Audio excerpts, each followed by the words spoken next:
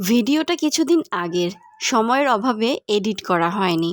তো সেদিন আমার ছাদ বাগান থেকে কিছুটা পালং শাক তুলে নিয়ে এসেছিলাম রান্না করব বলে। বরাবরের মতো পালং শাক আমার ভীষণ প্রিয় একটি শাক। আর এই শাকের পুষ্টি গুণাগুণের কথা আপনাদেরকে নতুন করে বলার মতো কিছু নেই। যদিও বা আমি পালং শাকটাকে চিংড়ি মাছ অথবা ইলিশ মাছ দিয়ে খেতে পছন্দ করি, কিন্তু সেদিন বাসায় ফ্রিজে শুধুমাত্র তেলাপিয়া মাছটাই ছিল। আর তেলাপিয়া মাছ দিয়ে রান্না করেছি বলে শাকটা যে খেতে খারাপ হয়েছিল, ব্যাপারটা কিন্তু তা নয়। তো এ পর্যায়ে এসে আমি মাছের গায়ে ভালো করে লবণ, হলুদ, মরিচগুলোকে ঘষে ঘষে মেখে নিচ্ছি।